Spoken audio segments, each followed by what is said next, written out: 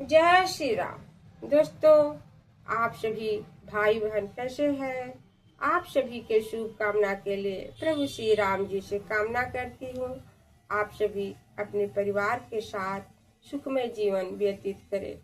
हाँ तो दोस्तों, कल आपने जाना कि प्रभु श्री राम बन जाने के लिए माता से आज्ञा मांगते हैं। पहले तो माता कौशल्या जी बेचैन हो जाती है, परंतु तुरंत अपने को संभाल लेती है और माता जी कहती है, आज सब पुड़ियों का फल समाप्त हो गया। और विलाप करते हुए अपने को अभागिन समझकर कौशल्या जी राम जी के चरणों से लिपट जाती है और श्री राम जी ने माता को उठाकर हृदय से लगा लेते हैं।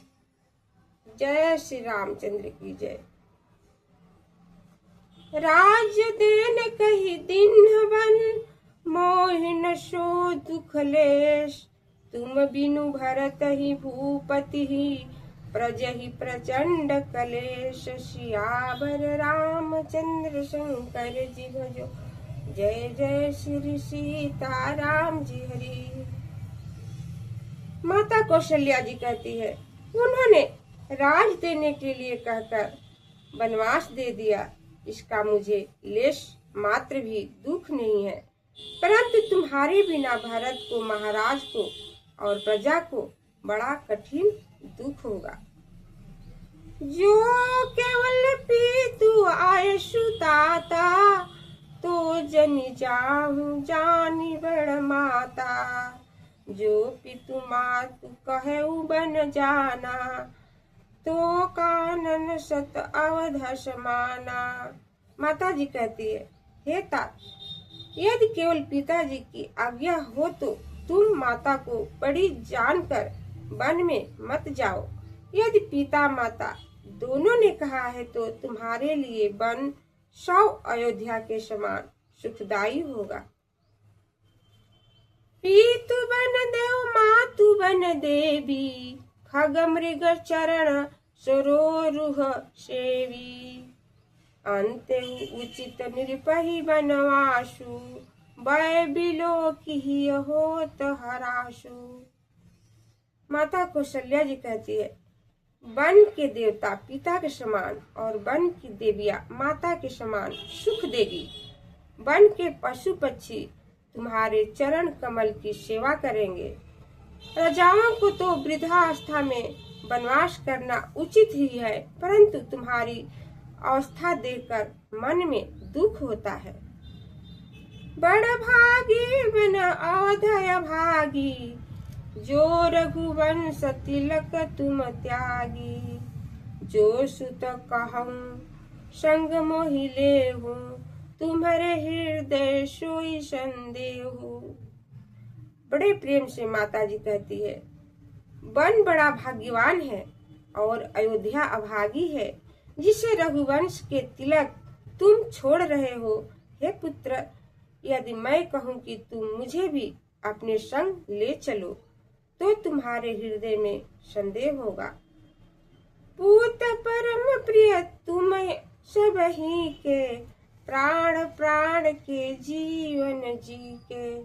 ते तुम कहूँ मातु बन जाऊं, मैं सुनी वचन बैठी पछताऊं। माता जी बार बार बड़े प्रेम से कहती है, हे पुत्र, तुम सभी को अत्यंत प्यारे हो, तुम प्राणों के प्राण, जीवों के जीवन हो।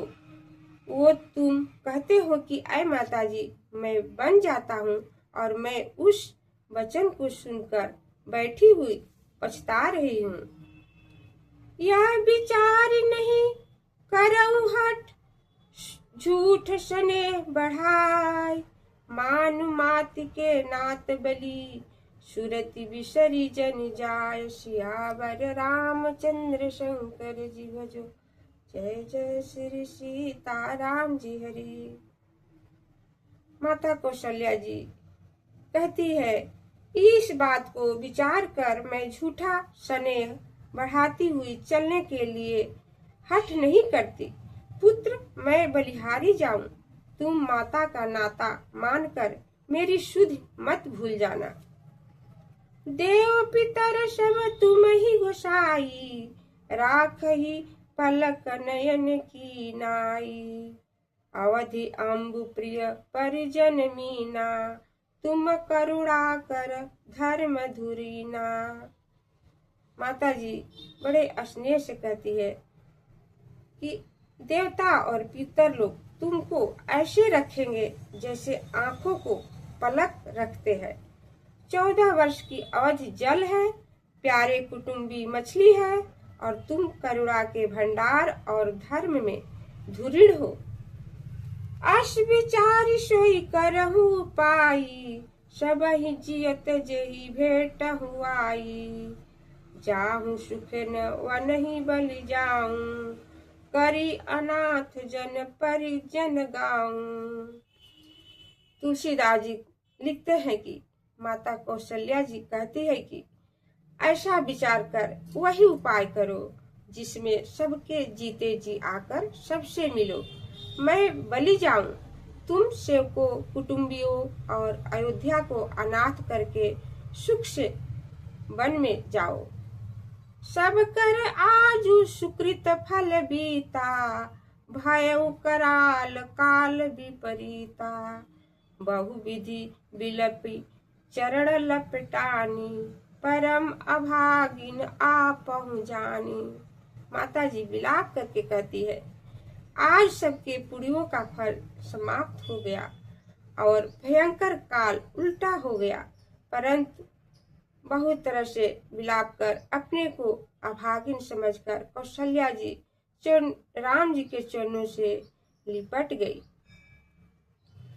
दारुण दुसह दाह उर व्यापा, बरनि न जाई विलाप कलापा। राम उठाई मातुर लाई, कही मृदु वचन बहुरी समझाई। तुलसीदास जी कहते हैं उनके हृदय में दारुण जलन होने लगी।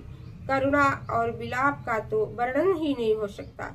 श्री राम जी ने माता को उठाकर हृदय से लगाया और फिर कोमल वचन कहकर समझाया।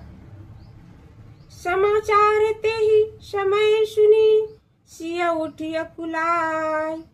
जाय सासु पद कमल युग, बंदी बैठी सिर नाय। सियावर रामचंद्र शंकर जीव जय जय श्री सीताराम जी हरि। तो दोस्तों,